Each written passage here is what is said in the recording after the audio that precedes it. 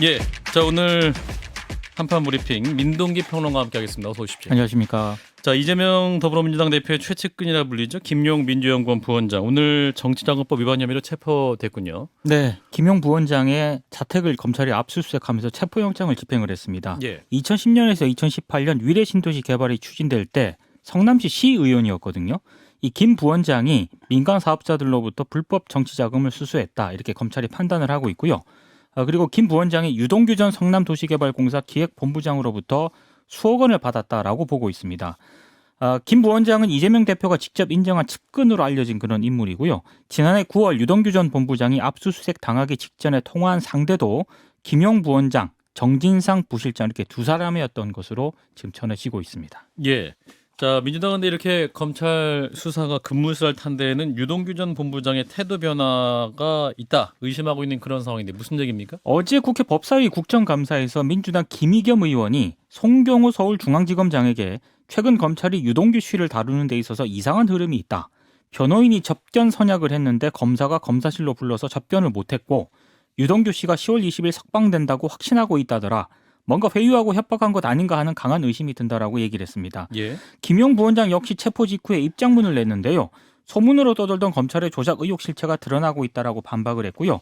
대장동 사업 관련자들로부터 불법 자금을 수수했다는 의혹은 전혀 사실이 아니다라고 주장을 했습니다. 10월 20일이면 내일이잖아요. 그렇습니다. 예. 자 이런 가운데 검찰이 더불어민주당 중앙당사의 민주연구원에 대한 압수수색에 나서면서 현재 민주당사에는 검찰 측과 민주당 의원들 간의 대치가 이루어지고 있는 상황이죠. 그렇습니다. 지금 뭐 민주당원들이 지금 전 민주당사 앞으로 모여들고 있다는 그런 보도가 계속 나오고 있고요. 예. 압수수색 대상은 검찰에 체포된 김영 민주연구원 부원장의 사무실이라고 합니다. 예. 일단 양쪽은 변호인 입회 아래 다시 압수수색이 진행될 예정이다라는 보도가 있긴 한데 지금 현장 화면 뭐 유튜브에 중계되는 현장 화면을 보면은 계속 대치 상태가 이어지고 있는 그런 상황이고요. 예. 민주당은 제1야당 당사에 대한 검찰의 압수수색은 정치사 유례 없는 무도한 행태라고 비판을 하고 있고 국감 전면 중단을 또 선언을 하기도 했습니다. 예.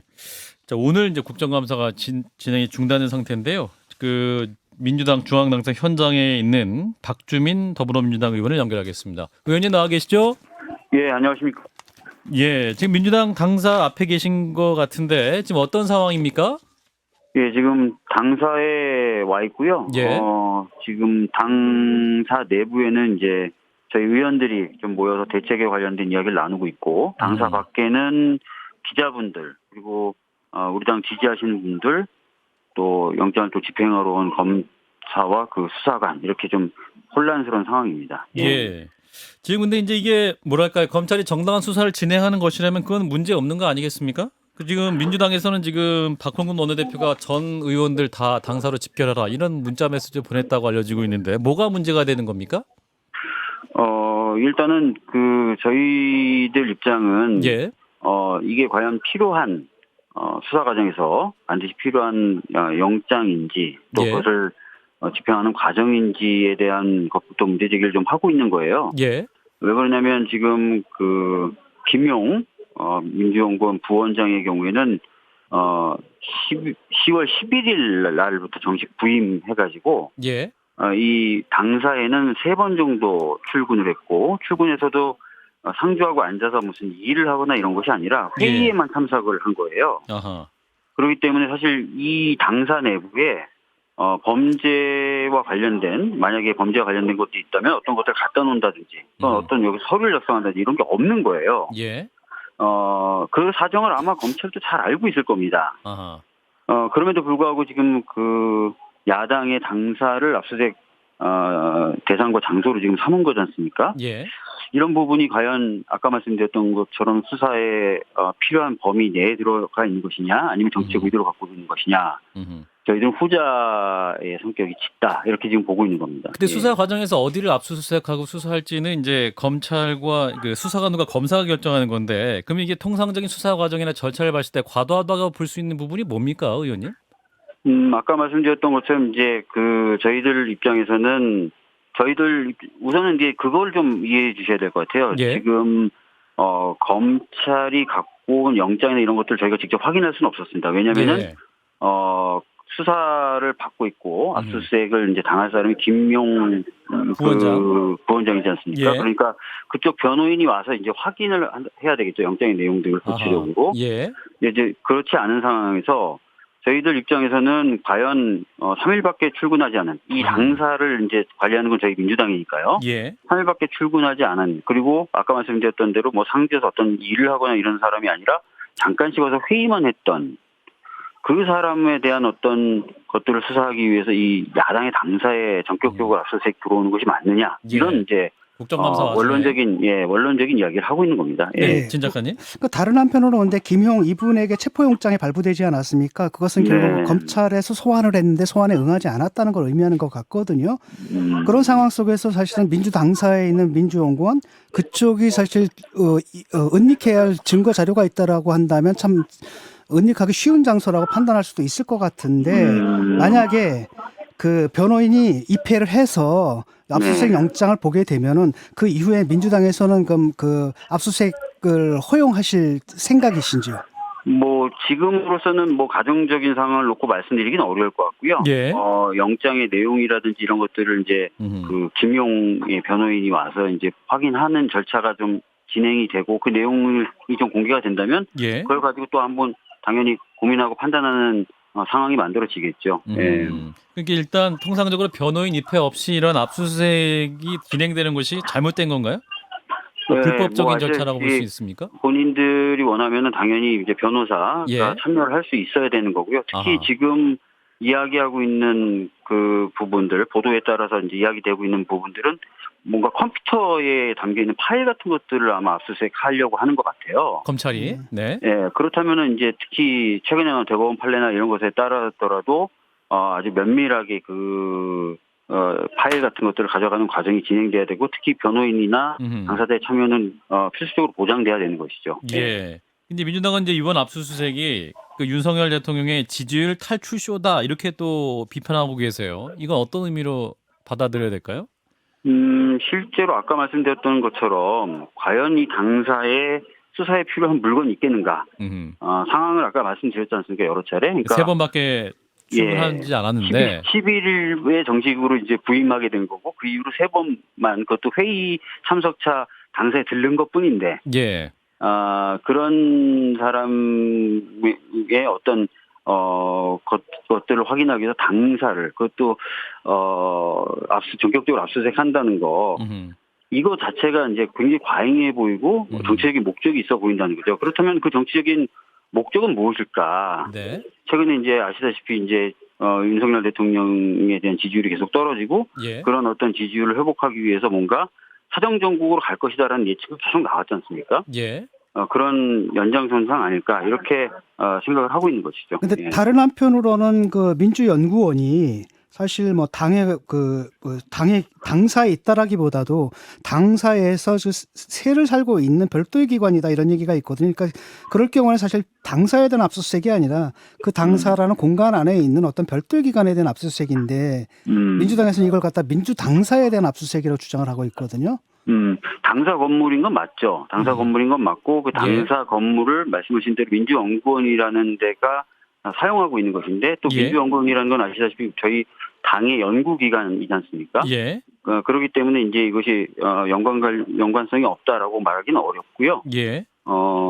그렇다는 그 말씀입니다. 예. 예. 지금 일단 나오고 있는 것은 김용 그 전 부위원장이 유동규 전 성남도시개발공사 기획본부장 등 민간 개발 업자들로부터 이 수억 원의 불법 정치 자금을 수수한 혐의를 받고 있는 상황이죠.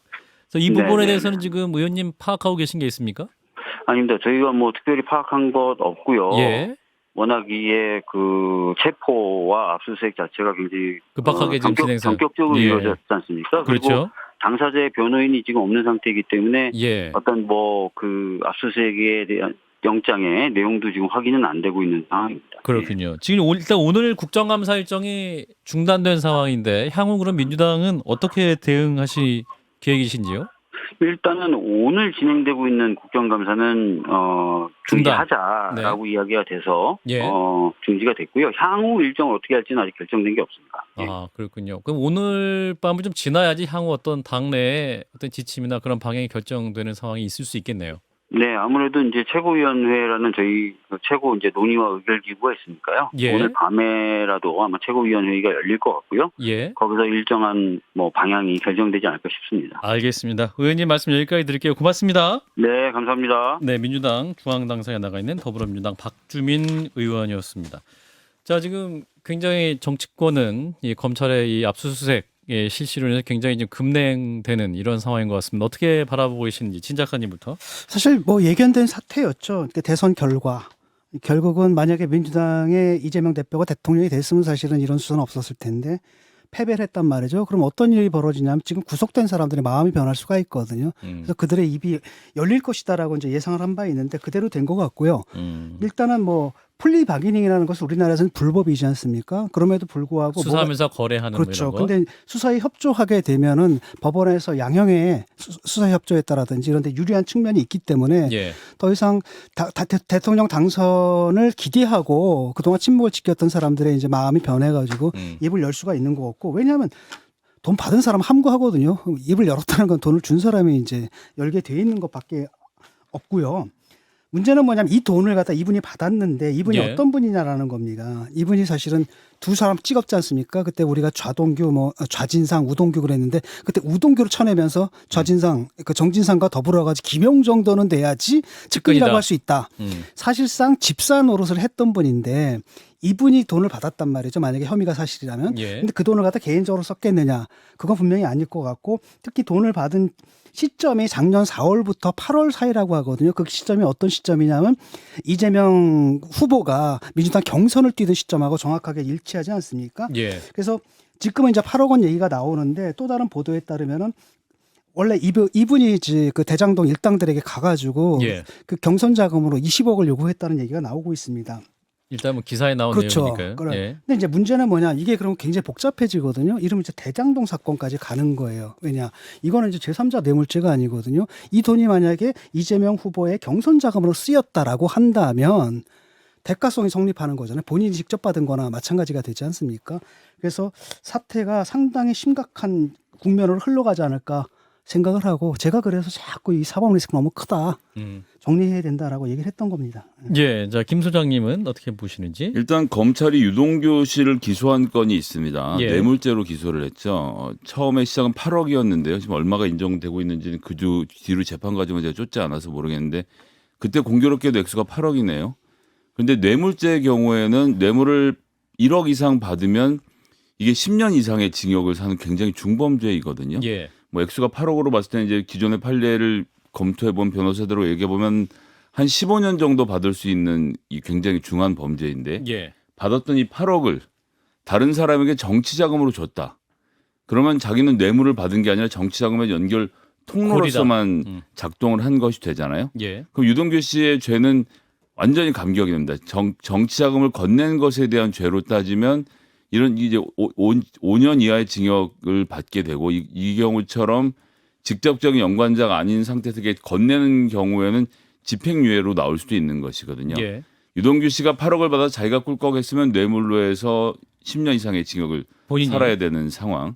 그런데 사실은 내가 받은 게 아니라 이 돈은 전부 다 내가 김용 씨를 줬다. 예. 라고 진술을 하게 되면 정치자금법 위반으로 집행유예 정도로 완전히 감경될 수 있는 상황이기 때문에 유동규 씨는 이제 거기에 대한 여러 가지 판단을 했을 것으로 보고요. 예. 어떤 것이 진실인지 뭐 나중에 법정에서 밝혀지겠는데 하나만 좀 더 우리 청취자분들의 이해를 돕기 위해서 말씀드리면 정치자금법은 다른 법과 달리 검찰이 아니라 피의자가 내가 돈을 받지 않았음을 입증해야 합니다. 줬다는 유동규 씨가 내가 8억을 줬습니다라고 진술을 하면 그것이 전적으로 아니라는 걸 증명하는 것. 즉 다른 범죄는 검찰이 이 사람 돈 받은 거를 잡아내야 되는데 그게 예. 아니라 유동규 씨는 지금 김용 씨 같은 경우는 지금 상황에서는 내가 8억을 받지 않았다는 것을 입증해야 되는데 부존재 증명이라는 게 세상에서 제일 힘들어서 재판 과정이 상당히 치열할 것으로 보여지네요. 수사 과정도 그렇고 좀 지켜보겠습니다. 그럼 현금으로 받았다는 거죠? 지금 나온 얘기로는. 그러니까 그런 거에 대한 설명은 아직 설명이 없으니까요. 없으니까. 그러면 그 부분이 정확하게 설명이 되어야 어떻게 하는데 받고 어떻게 줬고. 계좌로 예. 보낼 수는 없죠. 이건 그러니까요. 흔적에 다 남는데. 예. 아무튼 굉장히 큰 논란거리는 될 것이 분명해 보이고 앞으로도 굉장히 어려운 상황이 될 것 같습니다. 이제 국정감사가 앞으로 어떻게 됩니까? 그러면 이런 상황이면 민주당이 내일부터 재개할 수 있을까요? 모일 때 뭐 당에서 얘기를 해야겠습니다. 근데 이제 시점에 공교로운 것은 내일이 법사위 대검찰청 국정감사 날입니다. 검찰총장이 내일 출석을 하는데 오늘 지금 전격적으로 이런 일들이 벌어지고 있는 것은 다분히 이제 뭐 장기 수싸움처럼 검찰도 수를 뒀다라고 보고요. 예. 여기에 대해서 내일 국정감사를 거부하고 전면전으로 갈 것인지 아니면 대검찰청에 가서 검찰총장을 상대로 이 문제를 따질 것인지에 대해서 민주당이 지금 고민이 되게 많겠네요. 진 작가님. 그러니까 이런 위험을 왜 무릅쓰는지 모르겠거든요. 이 사람들 어떻게 믿을 겁니까? 그러니까 근거가 있어야 되잖아요. 그러니까 분명히 검찰에서는 분명히 어느 정도 근거를 갖고 있거든요. 왜냐하면 압수수색 영장이 나왔다라는 것은 법원에서 볼 때 어느 정도 필요가 있다라고 인정을 했다는 얘기거든요. 그러니까 실체가 전혀 없지도 않은데 민주당에서는 그저 그냥 정치 보복이다, 정치 뭐다 이런 식의 약간 음모론식의 방어 논리만 펴고 있거든요. 근데 문제는 뭐냐면 이렇게 되면은 한 사람의 비리가 뭐가 되냐면 당 전체의 비리로 지금 하면서 한 사람의 리스크가 당 전체의 리스크가 되거든요. 우리가 그 조국 사태 때 그 전철을 또 밟게 되는 겁니다. 왜 이래야 되는지 모르겠네요. 압수수색의 경우에는 유동규 씨가 몇 월 며칠 몇 시에 어떤 방식으로 전달을 했다라는 구체적인 진술을 하면 법원 같은 경우에는 그것 관련돼서 영장을 내어주는 것이 상례이기 때문에 예. 지금까지 나왔던 보도 내용을 종합해 보면 돈을 건넨 것에 대한 물증은 없는 것 같고 일단 유동규 씨의 확실한 증언 하나만 남아 있는 상태로 오늘 지금 이 시점에서는 보입니다. 예. 추가적으로 이제 사실관계가 나오면 더 얘기해 보도록 하죠. 자, 카카오 얘기해 보겠습니다. 오늘 회사 대표, 공동 각자 대표 두 사람이 나와서 대국민 사과를 했습니다. 네, 홍은택 남궁은 카카오 각자 대표가 기자회견을 열고 대국민 사과를 했는데요. 유료 서비스는 물론이고 무료 서비스 보상 방안도 검토하겠다라고 입장을 내놓았습니다. 예. 카카오 먹통 사태가 발생한 지 나흘 만입니다. 그리고 남궁은 대표 같은 경우에는 이 카카오 서비스를 책임지는 대표로서 막중한 책임을 통감한다면서 대표직 사퇴를 선언을 했고요. 예. 이번 일을 계기로 카카오 전체 시스템을 점검하고 쇄신하겠다라고 강조를 했습니다. 이제 관건은 이제 피해 보상 문제일 텐데 관련해서 어떤 얘기가 나왔습니까? 그러니까 데이터 센터 화재의 1차적 책임이 있는 SKCNC와 책임 소재를 다투기 전에 카카오가 우선 보상을 실시하겠다라고 입장을 밝혔는데요. 예. 홍은택 대표 설명에 따르면 현재 카카오 유료 서비스에 대해서는 피해를 바로 이제 보상을 하고 있다고 밝혔고 무료 서비스를 이용하는 피해는 자신들이 신고를 받아보고 사례를 보고 정책을 세워야 할 것 같기 때문에 시간이 좀 걸릴 것 같다 이렇게 얘기를 했습니다. 그리고 이 보상에 따른 카카오 경영 손실에 대해서는 기업이 휘청거리는 재무적 부담은 아니라고 생각한다 이렇게 얘기를 했는데요. 예. 이번 사고 때문에 이메일 서비스 등의 복구가 굉장히 늦어졌거든요. 그렇죠. 그 원인에 대해서도 설명을 했는데 서비스의 주요 데이터와 서비스 응용 프로그램에 대한 이중화 조치는 되어 있었는데 개발자들의 주요 작업, 운영 도구가 이중화되지 못한 데 있다 이렇게 설명을 했습니다. 무슨 말인지 잘 이해 못하실 것 같은데요, 그게. 예, 아무튼 많이 들 어려움이 있었다. 어려움이 그러니까 있었다. 이제 두 군데 서버는 뒀는데 그렇죠. 이 서버에서 저 서버로 스위치를 전환하는 그 개발자 거는 안 만들어 놨다는 얘기니까 안 했다는 안 얘기는 했다는 똑같은 얘기입니다. 예, 그 말을 굉장히 어렵게 하고 있어서 네. 한번 짚고 싶었습니다. 자동차를 두 대를 샀는데 한 대는 키가 어딘지 못 찾겠다는 얘기를 하는 거 아닙니까? 좋은 비유였어요. 정치권에서도 이제 방지 대책이 있었는데 어떤 방지 오늘 대책이 있습니까? 카카오 당정협의회가 열렸거든요. 성일종 국민의힘 정책위 의장이 이 카카오나 네이버와 같은 부가통신 사업자의 이중화 의무 조치를 강화하겠다라고 얘기를 했습니다. 이중화가 그러니까 데이터를 물리적으로 서로 다른 여러 공간에 복제해서 둔다. 뭐 이런 그렇습니다. 거죠. 그리고 정부에서도 입법 이전에 현장을 점검을 하고 만약에 이중화가 안 돼 있는 곳은 행정공고를 통해서 이중화할 수 있도록 조치하겠다 이렇게 얘기를 했고요. 예. 그리고 성 의장이 밝힌 내용 가운데 하나가 리튬 배터리에 의한 에너지 저장 장치에서 발생한 화재가 원인이다 이렇게 얘기를 한 대목이 있고 예. 그래서 소방청이 TF를 구성을 해서 에너지 저장 장치에 대한 대책을 강구해달라고 요청했다 이렇게 얘기를 했습니다.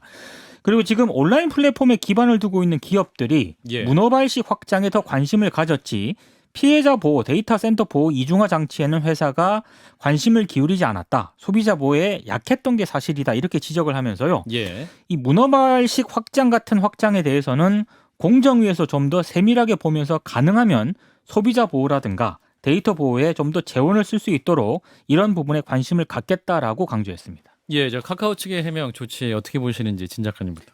이게 좀 그런 것 같더라고요. 뭐 저는 이게 전문적인 영역이라서 뭐 말 들으니까 외계어를 듣는 것 같은 느낌이었는데 제가 이해한 바에 따르면 네이버는 피해가 좀 적지 않았습니까? 그렇습니다. 네이버 같은 경우에는 하드웨어, 소프트웨어, 데이터 이걸 갖다 프록시를 하나 만들어놨대요. 그래서 바로 옮길 수 있게끔 되어 있는데 카카오는 그보다 약간 낫다라 그러더라고요. 그래서 뭐 하드웨어, 소프트웨어 그다음에 이제 메인 데이터만 이렇게 되어 있고, 근데 사실은 몇 개 사이트, 몇 개 그 보관 장소가 있잖아요. 네이버 같은 게 2014년부터 운영해 왔는데 카카오는 다음에 2023년인가에 이제 완공이 된다 그러더라고요. 자체 데이터 센터. 예, 근데 그건 문제가 아니라 뭐가 문제냐면 아까도 얘기했듯이 퍼 나르는 건데 사실 딱 전원 장치를 내리고 90분 그다음에 자체 전력 30분에서 합치면 2시간의 시간이 있는데 그동안에 네이버는 그걸 퍼 날랐는데 다음엔 그게 안 됐다는 거예요. 그러니까 퍼 나르는 장치가 없어가지고 이런 일을 겪었거든요. 그래서 그동안에 이제 네이버, 다음 같은 경우에는 이제 어떤 말을 했냐면 아주 재밌는 말을 했는데 화재가 날 건 예상을 못 했다.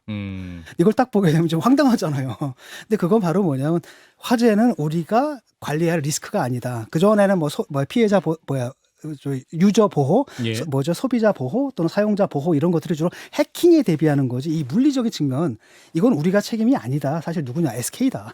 예. 우리가 거기까지 어떻게 그러니까 한마디로 사실 그걸 생각해야 되거든요. 오케이, 그건 SK 책임이다 하더라도 거기서 그런 일이 났을 경우에 대비한 조치는 또 취해야 되는데 그 조치는 좀 안 취해 놓은 거거든요. 그 다음에 지금 뭐라고 얘기하는 거냐면 이게 구상권 청구하려고 그러는 거예요. 우리로서는 할 수 있는 걸 다 했고, 근데 결국 화재는 쟤네들 문제 아니냐. 그 얘기를 지금 하는 것 같습니다. 그래서 카카오가 사실은 계속 위쪽 확장을 하면서 내부적으로 그런 안전 조치들을 계속 강화해내야 되는데 그걸 안 해버린 거죠. 그게 이제 이번 사태의 원인이라고 봅니다. 김 소장님. 자동차 비율을 하다 말았으니까 계속 해보면요. 키가 네이버는 차 2대가 있는 거고 키도 같은 키를 쓰는 거라서 이 차가 고장 나면 바로 버리고 나와서 다음 차를 타고 달리는 상황인데 다음은 차는 구비해놨는데 타이어도 없고 좌석도 없는 거죠. 그래서 원래 있는 차에서 엔진이랑 좌석이랑 타이어를 뜯어다가 새 차에 달아야 차가 갈 수 있는 상황으로 해놓으니 사실상 이전에 의미가 없었던 겁니다. 근데 이걸 왜 지적을 하냐면 카카오뱅크 같은 경우는 그 허용했던 2시간 만에 이전이 됐거든요. 왜냐? 그거는 이 금융위에서 통제를 해요.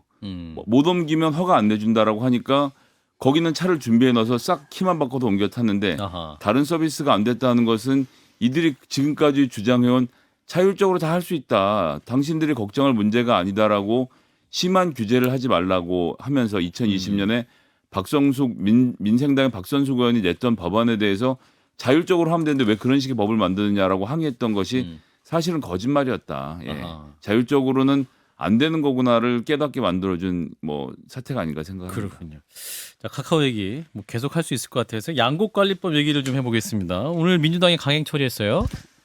민주당 주도로 국회 농림축산식품해양수산위원회를 통과했습니다. 이 소병훈 위원장이 찬성 10일, 반대 없음으로 가결됐음을 선포한다라고 밝혔는데요. 이렇게 되면은 이제 개정안이 법사위로 넘겨졌는데 법사위를 통과하게 되면 본회의에 상정이 됩니다.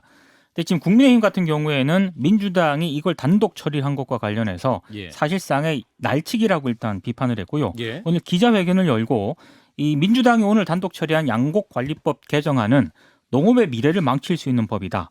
쌀 과잉 생산 구조가 고착화돼서 매년 큰 재정 부담을 안게 될 것이고 쌀 민간 시장 기능을 저해하고 미래 농업에 대한 투자 재원을 잠식할 것이다라고 지적을 했습니다. 국민의 입장이죠, 이게. 그렇습니다. 문재인 정부의 쌀값 가격 실패라든가 이재명 대표의 사법 리스크를 덮기 위해서 민주당의 인해 전술에 속수무책으로 당할 수밖에 없었다라고 다 규탄을 덮기 위한 거군요. 민주당 이 수사하면 이걸 또 덮기 위한 것이고. 그렇게 주장을 하고 있습니다. 서로 다 덮으려고 하고 있다. 자, 양곡관리법 개정안. 자, 어떻게 보시는지 농민들의 문제이기 때문에 굉장히 어려운 문제네요, 진 작가님. 어려운 문제인데 저는 이 부분에 대해서는 그 국힘의 입장이 맞다고 보거든요. 이게 선거를 앞둔 약간 파퓰리즘 정책이지 않습니까? 왜냐하면 시장에 개입하는 거 굉장히 조심해야 되거든요. 사실상 지금 과잉 생산이 되고 있는 건데 사실 시장 경제에서는 과잉 생산이 되면 저절로 자동 조절이 되잖아요. 근데 자동 조절이 안 된다는 건 국가에서 뒷받침해 주기 때문이거든요.